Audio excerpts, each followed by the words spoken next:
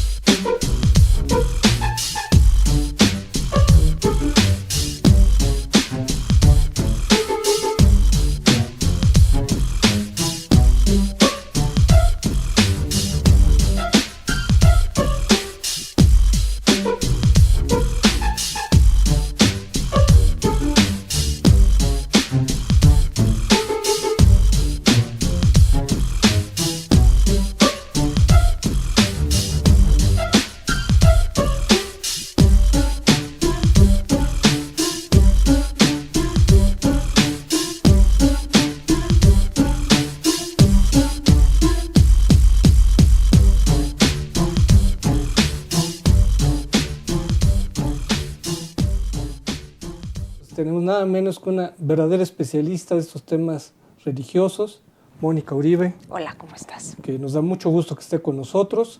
Ella ha estado aquí, es una de las politólogas de casa, que agradecemos mucho que esté con nosotros. Ella, pues, como ustedes la conocen, ella es comentarista de TV Fórmula y pues naturalmente que nos da mucho gusto que esté con nosotros. Gracias por la invitación. Bueno, como se sabe, la crisis de la Iglesia pues es relativamente reciente, sobre todo en los temas de la pederastia, que pues empezaron a tener pues realmente una trascendencia a raíz de que a fines de los 90 se destapó, ¿verdad?, distintos casos en Estados Unidos, en Irlanda, en Australia y luego más adelante incluso en México. Y bueno, a raíz de eso pues se habla, ¿verdad?, que hay una, podemos decir hasta catástrofe moral, a lo mejor la palabra es muy fuerte, ¿verdad?, que ha cimbrado a la Iglesia. Y bueno, pues en este año estos acontecimientos se han conjugado con otras cosas que han sucedido. Me gustaría que viéramos para empezar una imagen, nuestra primera imagen. Esperemos que...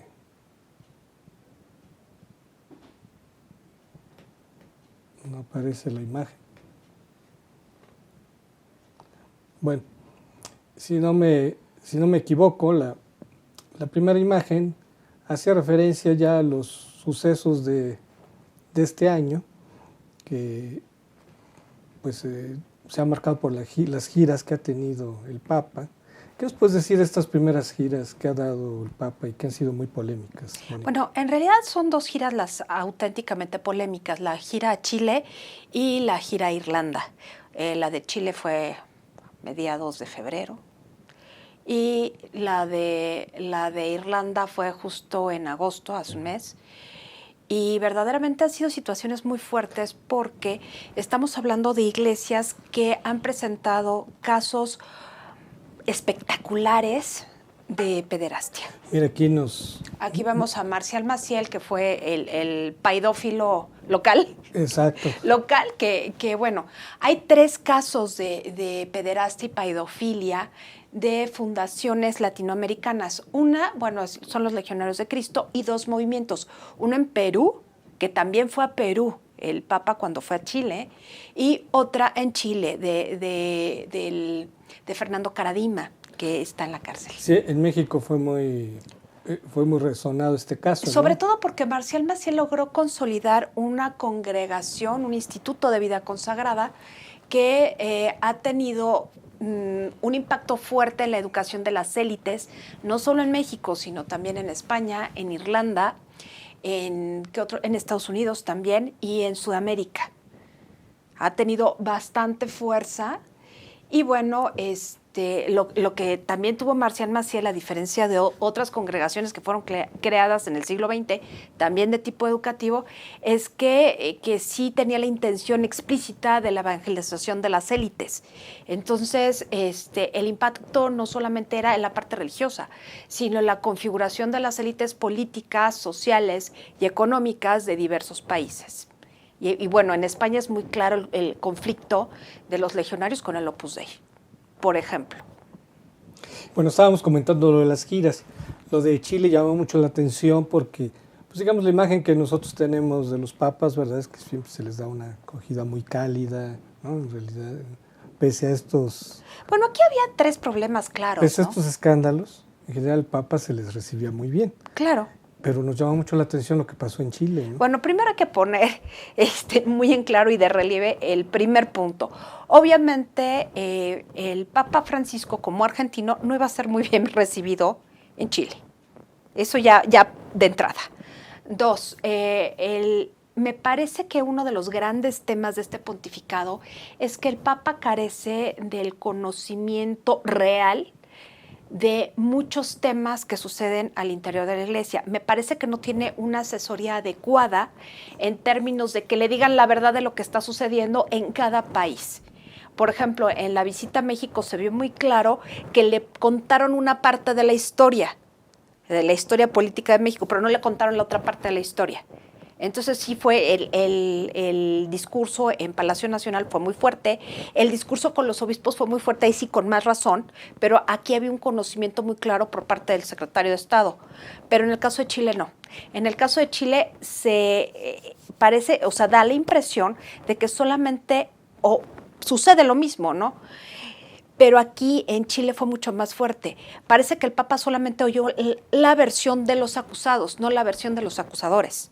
Y que nadie tuvo la delicadeza de decirle, el panorama es y aquí hay o sea, ponerle en la bandeja de la información, las cosas de una manera objetiva, sin cargarlas para un lado. Entonces, lógicamente, el Papa, que habla tanto de discernimiento, toma ciertos elementos y discierne, pero no se sabe o no es claro si tiene un feedback de sus asesores, no solamente del grupo del C9, que son los 9 cardenales, que alguno que otro está bastante ya cuestionado, en este caso Maradiaga, el cardenal hondureño.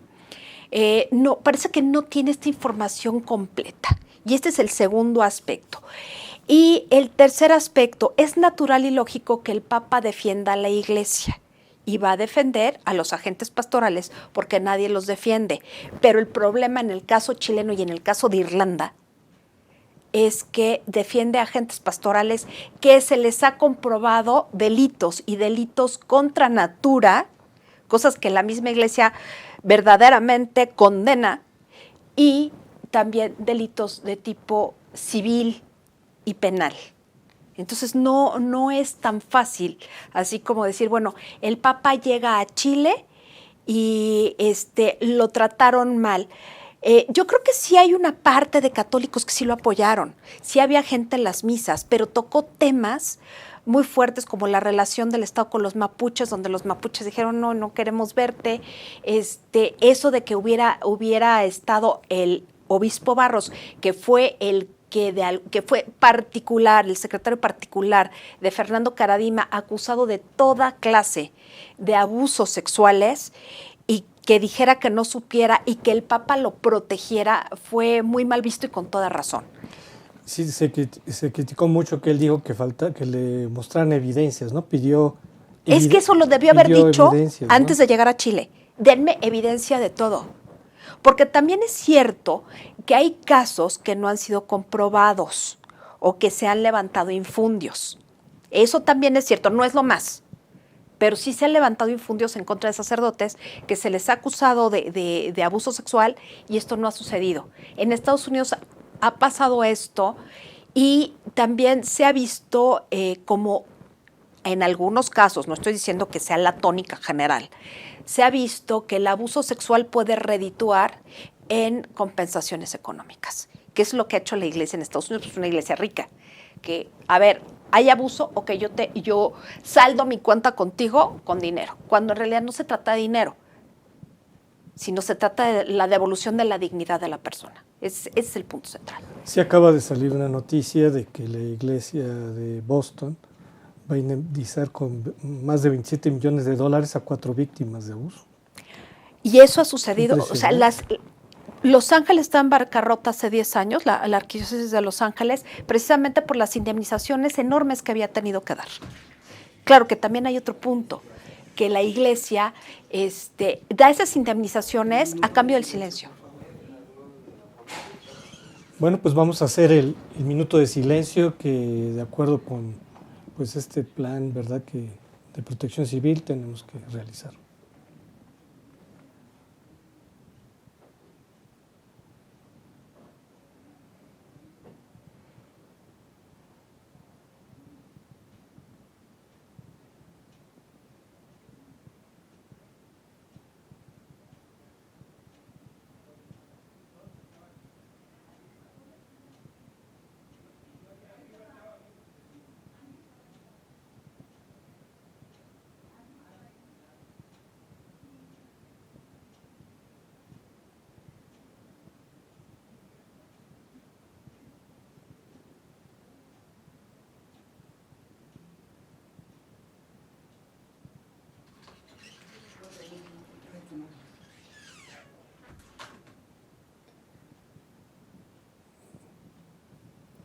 Bueno, parece que ya terminó.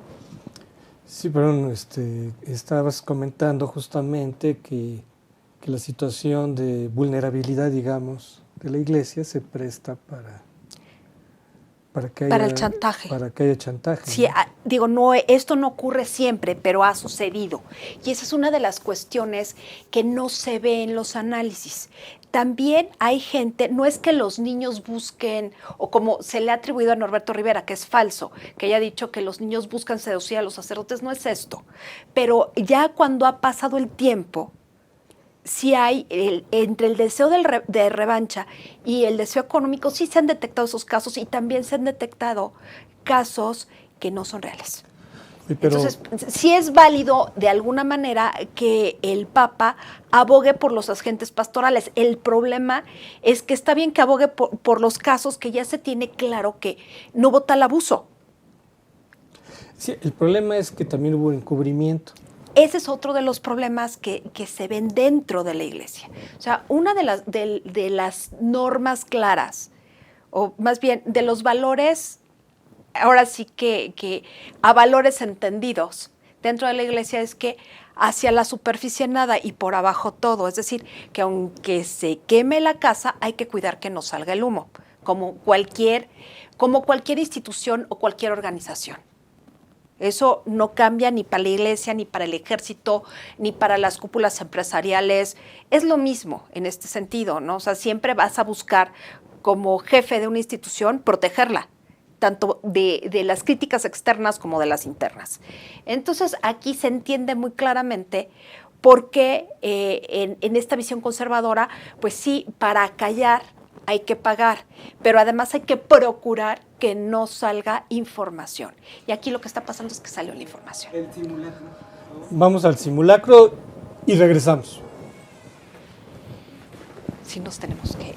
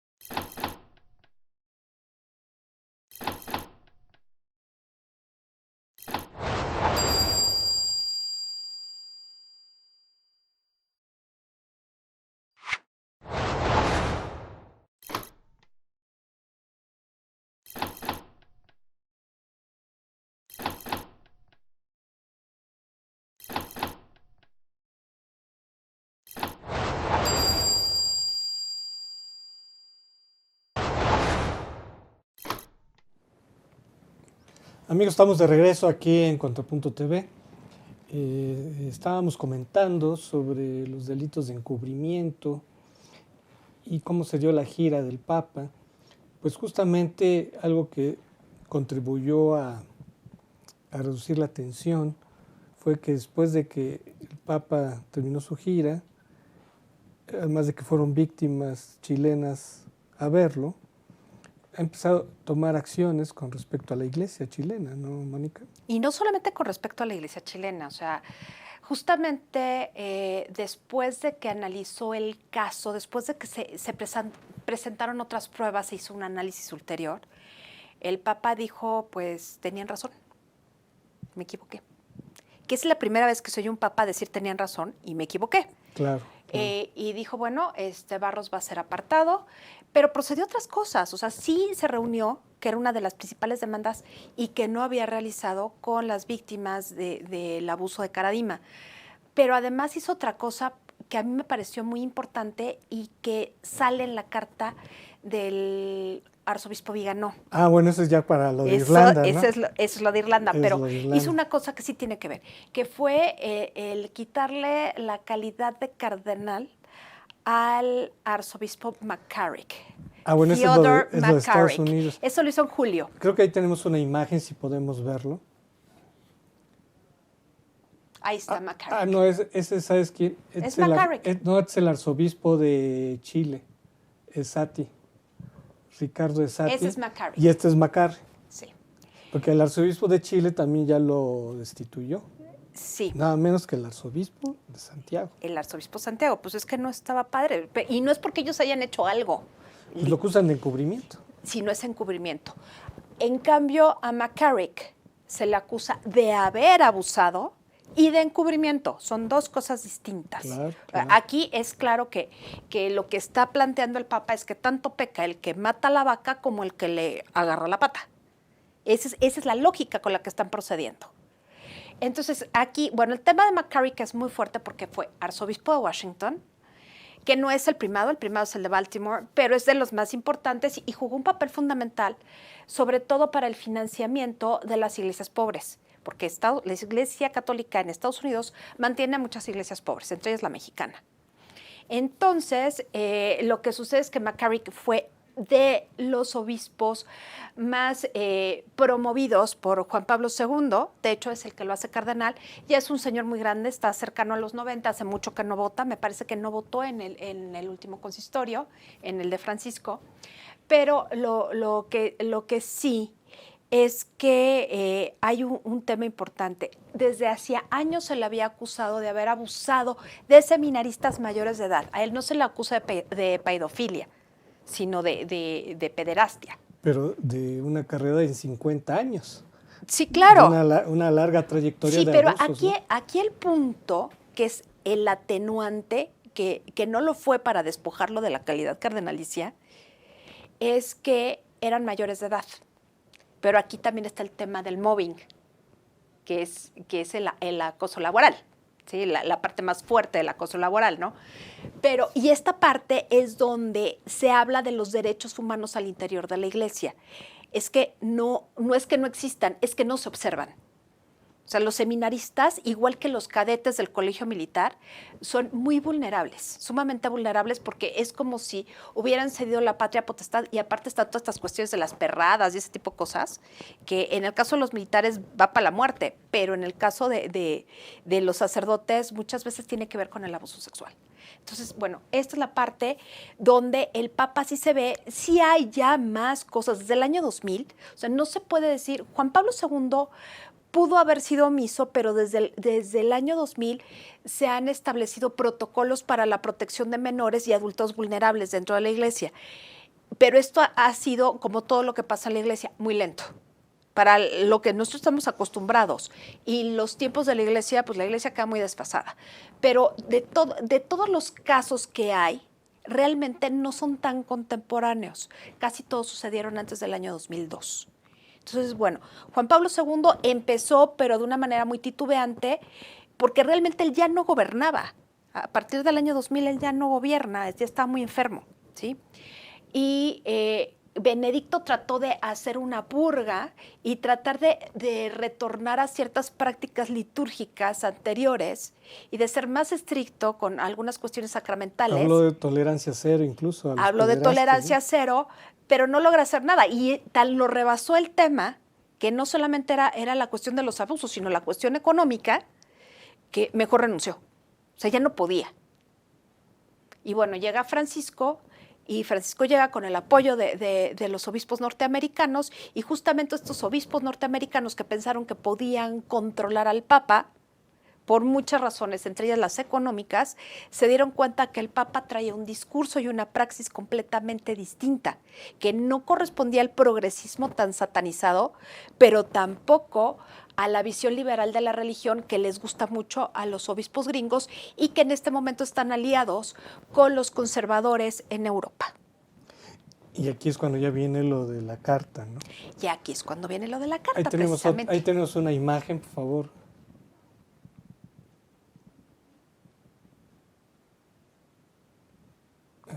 Ahí está el arzobispo Vigano, que es un arzobispo sui generis porque en realidad no es un arzobispo pastoral, es un burócrata, literal, que viene de la escuela de nobles porque ha sido diplomático y estuvo muchos años trabajando tanto en el gobernatorato como en la Secretaría de Estado. O sea, sí ha tenido grandes cargos dentro de la Iglesia de administración pública y de gobierno, sí los ha tenido. Y de alguna manera fue premiado al enviarlo como nuncio apostólico a Estados Unidos. Es el tercer o cuarto nuncio. O sea, no era una posición desdeñable, pero él quería ser cardenal. Y se volvió muy influyente a raíz de eso, ¿no? No solamente eso, o sea, ya era influyente. Lo que pasa es que tuvo contacto directo con todo este grupo de obispos norteamericanos muy conservadores de tiempos de Juan Pablo II, que se quedaron con esa idea de que lo central para la Iglesia era lo de la moral sexual, cuando lo central de la Iglesia en estos momentos, desde una perspectiva laical, es qué va a hacer la Iglesia con esta división entre laicos y sacerdotes que no logra cuajar después de 500 años. Muchos de los problemas que estamos viendo ahora no son del Concilio Vaticano II, son del Concilio de Trento de 1563. Entonces, o sea, hay que también ir un poquito más allá de ver la coyuntura. Muchos de los problemas están centrados en la institución del seminario, de la parroquialización y del peso de los obispos y el poco peso de los laicos.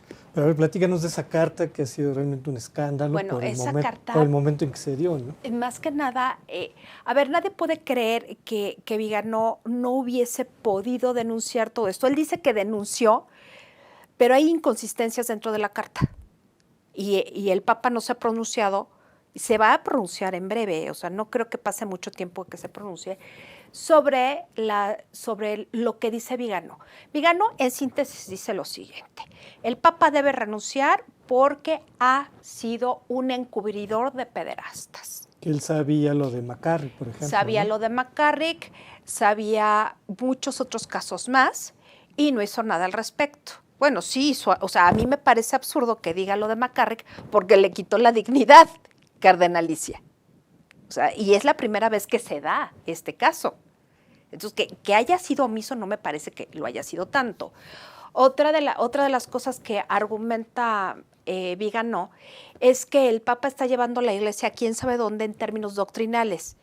Este pequeño elemento que se sustenta en la encíclica Amoris Laetitia, que es sobre el amor conyugal y que nadie está a disgusto con ella, sino sobre un punto, el de la posibilidad de los divorciados vueltos a casar, pero sin anulación, de volver a comulgar. Ese es el punto central, porque si el matrimonio es indisoluble, pues ¿cómo van a volver a comulgar? Porque se están viviendo en amaciato. O sea, es una visión muy estrecha.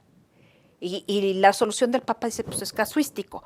Y este grupo se basa, todo este grupo de conservadores, que el principal es el cardenal Burke, Raymond Burke, que realmente es un personaje bastante siniestro, dicen, ¿cómo es posible que el Papa vaya en contra del dogma de la Iglesia? Bueno, señores, en el siglo XIX el Papa se volvió infalible por el voto de los cardenales, de alguna manera.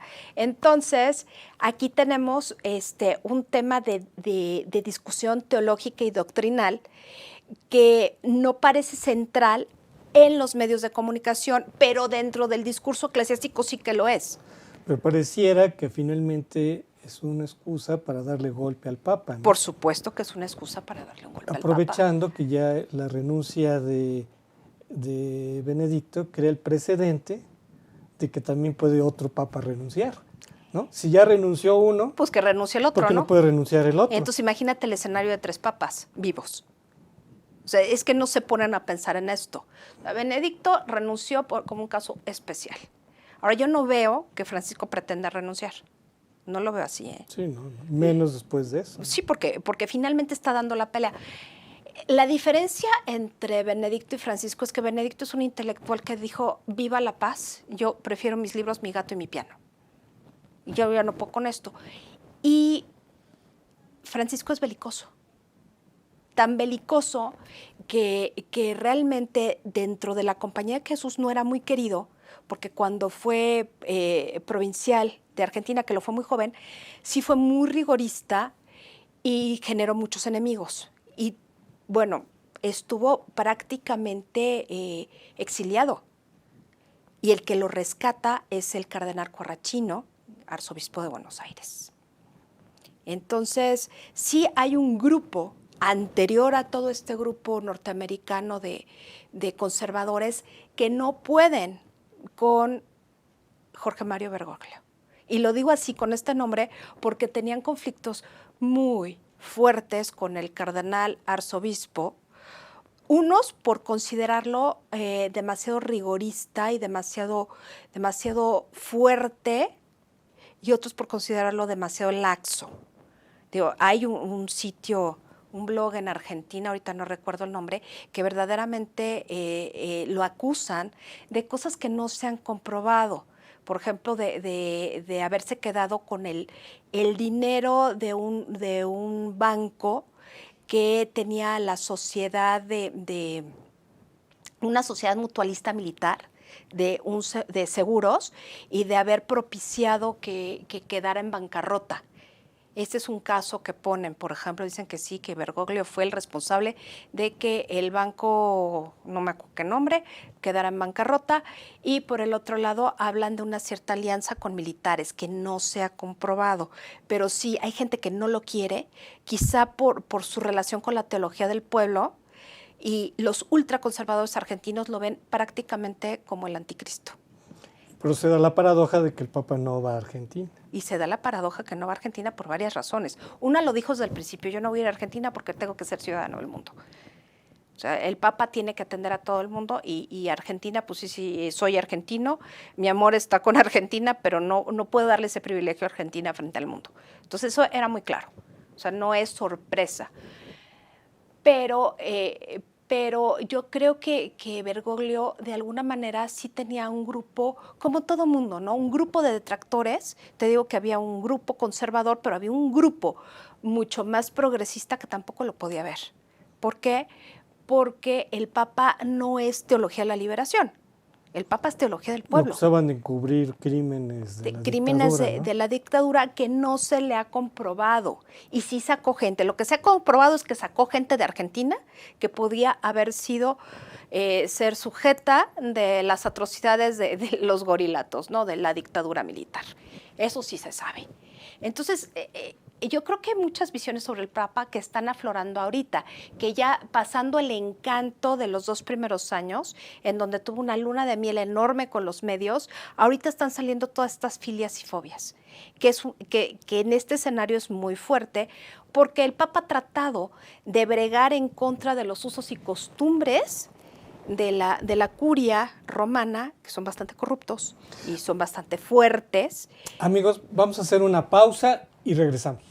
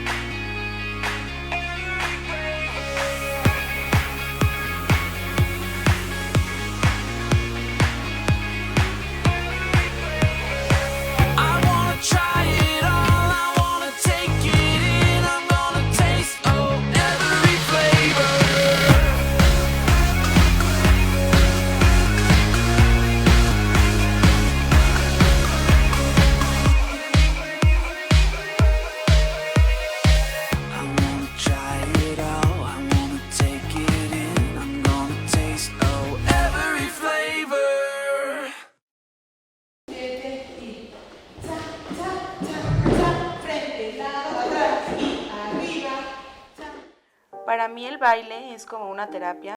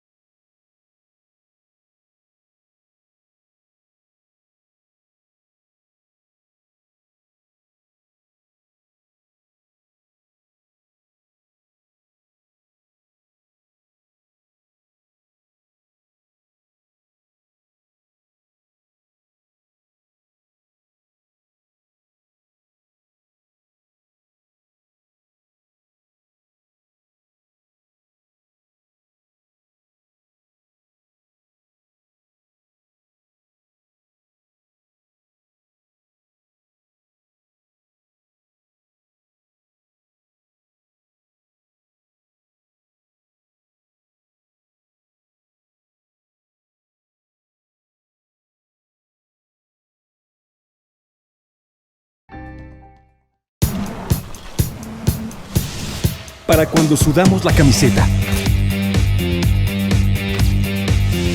Para los que tenemos una vida intensa. Porque todos necesitamos rehidratarnos. Electrolit, hidratación total, científicamente hidratante.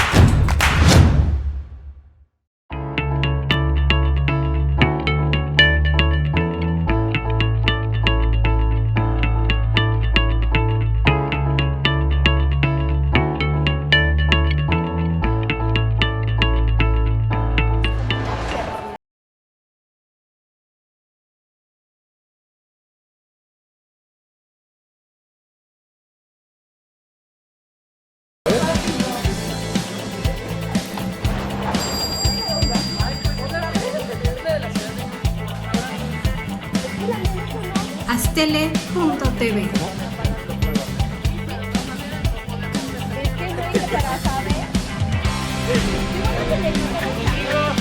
Sí. Yo no siento.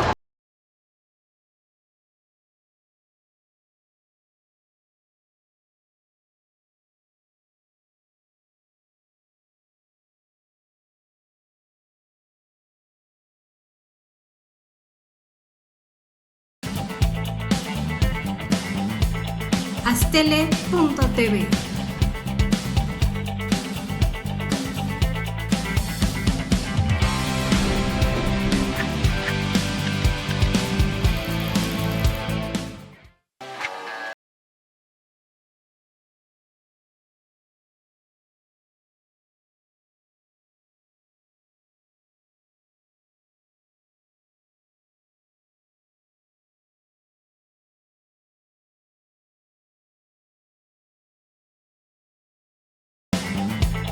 Aztele.tv.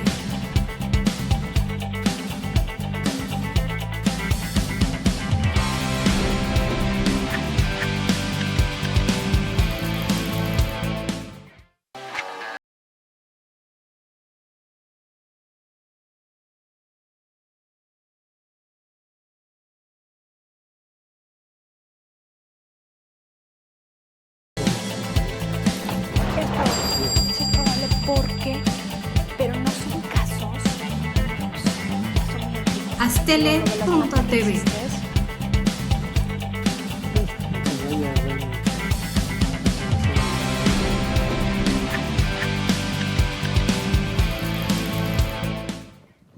Amigos, estamos de regreso aquí en Contrapunto TV. Si podemos ver la siguiente imagen, por favor. Pues mira, el Concilio Vaticano II, que podríamos decir que de alguna manera, por los cambios que promovió, pues tenemos el Papa Francisco Bergoglio está en el papado, ¿no? Pues sí, es el primer papa que se ordenó después del concilio y su misa de ordenación fue al son del rock, ¿eh? O sea, sí era muy moderno. en su época. Pues es un parteaguas, ¿verdad?, en la historia actual de la Iglesia. Y por todos estos fenómenos que estamos analizando, se está pues, reflexionando sobre la necesidad de un concilio para que se lleven a cabo cambios importantes. ¿Cómo ves esto, Moni? Mira, sí urge, y sí te lo planteaba desde el principio, ¿no? La institución del seminario ya es completamente anacrónica, o sea, lo más plausible, o lo mejor sería que los chavos que estuvieran cerca de su casa se fueran a su casa y fuera una licenciatura en sacerdocio, para hacer compatible la idea del sacerdocio con la vida moderna. Lo que pasa es que la institución del sacerdocio como tal es del siglo XVI, estamos en el siglo XXI. Entonces tiene que haber un ajuste a la modernidad. Es decir, que el seminarista pueda tener la vocación, pero que la vocación no se fomente desde dentro de la institución en un espacio cerrado, sino en un espacio abierto, porque así es la sociedad ahora. Entonces, sí, el seminario sería, o sea, sí, para cambiar la institución del seminario, que es la formación del sacerdote, sí tiene que haber un concilio. Sé que hay que quitar el celibato. A ver, el celibato se puede quedar de manera optativa. Hasta antes del año 1000, el celibato solamente era visto para los monjes. Solamente los sacerdotes se casaban, los obispos se casaban, los papas se casaban. Hasta que, híjole, ahorita si te digo el nombre del papa me voy a equivocar, pero es más o menos al año 1050, más o menos después de la escisión. Urbano, ¿no? Por ahí.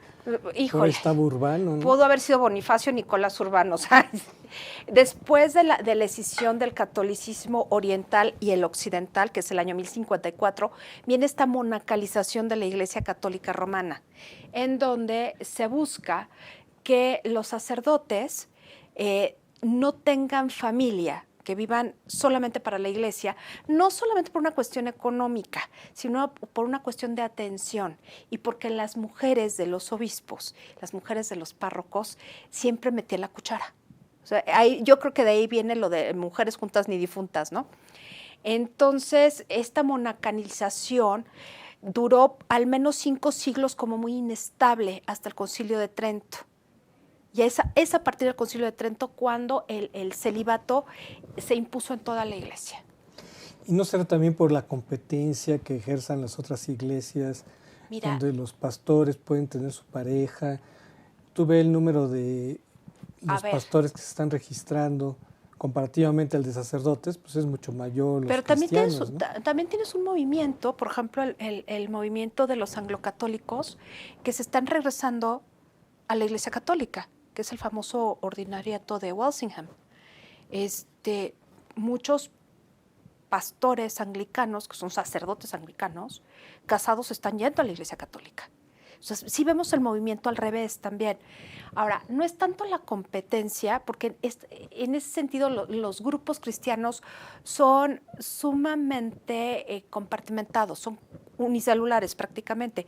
Cada templo tiene su pastor y creen una cosa y no tienen una organización centralizada como la Iglesia Católica. Entonces ellos no tienen esa necesidad.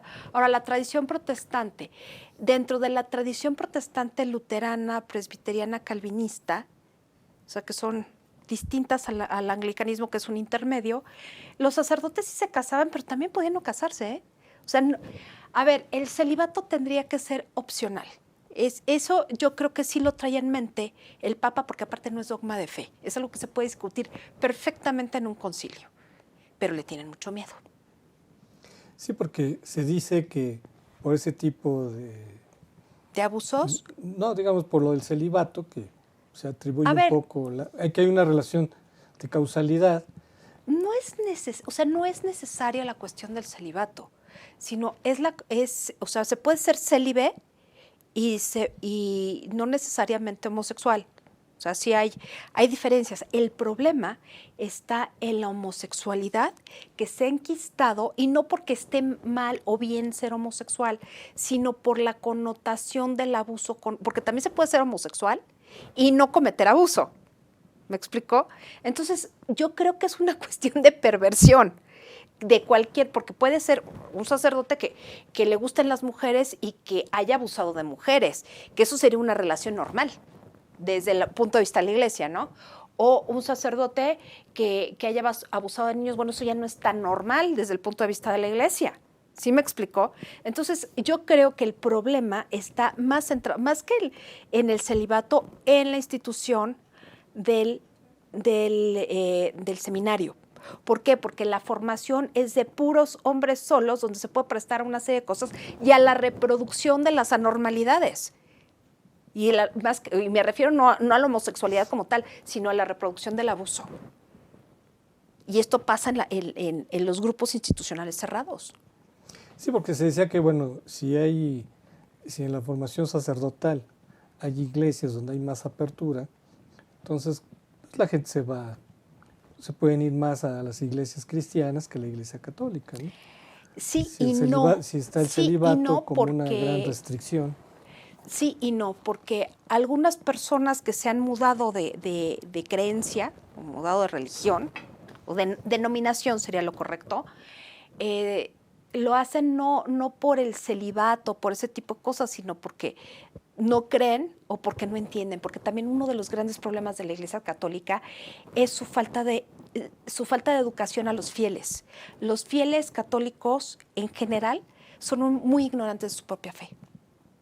Entonces, sí hay el problema de la iglesia es estructural de muchas dimensiones. Está el tema de los derechos humanos, está el conocimiento de la fe, está el tema de la formación de los sacerdotes, y hay un tema central que tienen mucho miedo a abordar, que es el sacerdocio universal de los laicos, que es un tema que no se toca y es un tema bastante importante. O sea, esa división del pueblo de Dios desde la perspectiva de la iglesia entre fieles laicos y fieles consagrados hace que la iglesia se vuelva una organización muy dispar, porque no es lo mismo ser sacerdote que no serlo, cuando desde el dogma mismo católico existe esta idea del sacerdocio universal.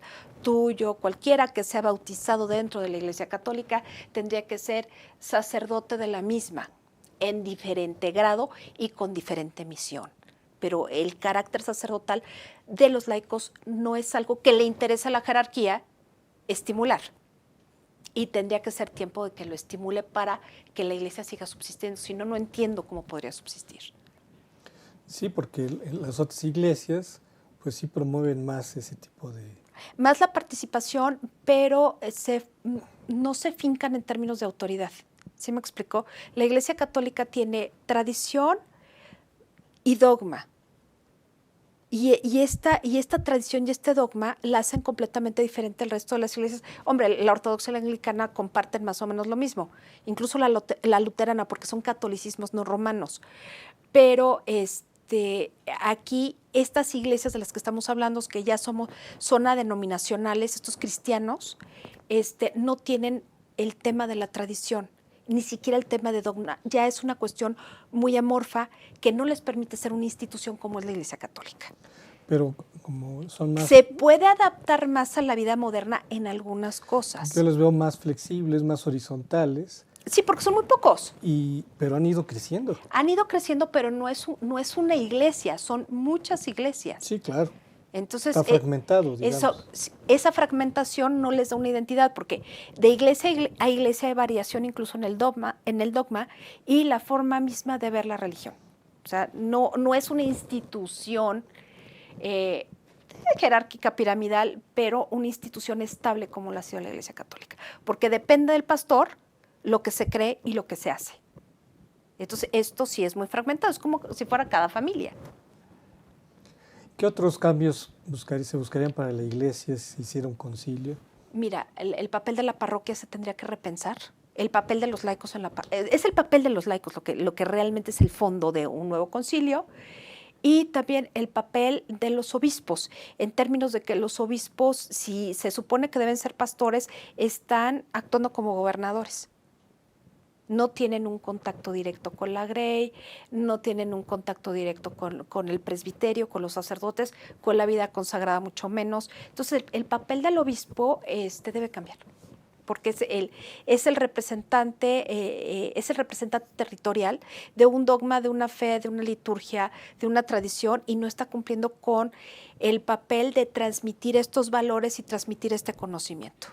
Sí, como que se ha burocratizado la Efectivamente, iglesia, ¿no? sí, efectivamente, y es precisamente lo que se debe buscar revertir, la burocratización y que la idea de iglesia se provenga desde abajo, no desde arriba. Sí, que estén más cercanos a los fieles. Exactamente, y que al hacer el sacerdocio más universal, va a ser, sobre todo los laicos, va a ser muchísimo más posible que el dogma, la fe y la obra social se acerquen al pueblo de Dios, es decir, a los fieles católicos. Y eso que comentaste sobre pues la formación de los fieles, que se ha descuidado mucho. Sí, que Recuerda que es se dice difícil. que el católico es el que va a misa el domingo para repetirse lo que hizo el sábado, ¿no? Más o menos, O sin sea, saber toda la riqueza Nomás de va a la- misa y cree que con eso ya y que, es que cree que con eso ya católico, es ¿no? católico, pero toda la riqueza del dogma, de la liturgia, de la tradición y bueno, de la filosofía, no la conoce. El católico promedio es muy ignorante. Es muy ignorante de su fe. No solamente te estoy hablando de que conocen la Biblia, probablemente no, pero conocen el catecismo, yo creo que no. Y ahí es donde están, o sea, es un resumen el catecismo de todas las... El catecismo es una cosa de este tamaño, pero hay resúmenes del catecismo y me parece que no hay una formación en torno a este catecismo que no solamente es aprenderse las cosas como pericos, sino es desmenuzar la fe y entender la fe. De eso se trata el catecismo y esto parece que no ha sido muy, pues, muy socorrido. Amigos, los espero el próximo miércoles para otro tema de gran interés. Hasta la próxima.